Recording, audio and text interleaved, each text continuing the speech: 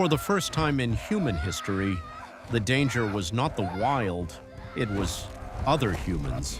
For most of human history, the greatest dangers did not come from other humans. Early tribes were small, fragile, and constantly surrounded by predators far stronger than themselves. Survival depended on cooperation, not conflict.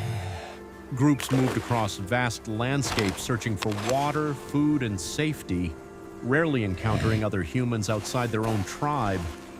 But as human populations slowly grew, something inevitable began to happen. Territories started to overlap. The African savanna was vast, but its resources were not unlimited. Rivers dried during long seasons of drought, herds of animals migrated away from familiar hunting grounds, and patches of edible plants became scarce. For small tribes living day to day, even a small loss of food could threaten survival. On this day, two tribes arrived at the same place. Between them stretched a narrow valley where a small river still flowed, one of the few remaining water sources in the region. For days, both groups had been following the same tracks left by migrating animals, hoping the river would lead them to food and fresh water. Neither tribe expected to find the other. At first, the two groups simply stared across the open ground. They had likely never seen strangers like this before. Humans who looked similar, moved like them, and carried the same primitive tools, but belonged to a different tribe. The air filled with tension. Both groups understood the same thing at the same moment. The valley could not support them both. For a while, neither side moved. The wind blew across the grass, carrying the scent of unfamiliar humans from one group to the other. Each tribe watched carefully, trying to understand the intentions of the strangers standing before them.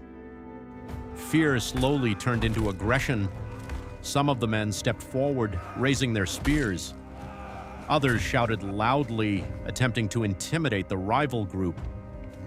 These sounds echoed across the valley, mixing with the restless movement of the grass. What began as uncertainty was now becoming confrontation. For the first time in human history, two groups of humans were preparing to fight each other. Suddenly, one of the tribes moved forward. A spear was thrown. The moment it left the hand, something changed forever. What followed was chaotic and primitive. Humans rushed toward each other with sharpened sticks and stone tools, shouting and struggling for control of the valley. There was no strategy, no organized battle, only instinct, fear, and the desperate need to survive. Within minutes, the confrontation was over. One tribe retreated, disappearing back into the tall grass of the savanna. The other remained near the river, exhausted but victorious. Something new had been born in that valley. For the first time, humans had fought not against predators, not against nature, but against each other. And this moment would echo through the rest of human history. Because from that day forward, the greatest threat to humans would not always come from the wilderness, but from other humans.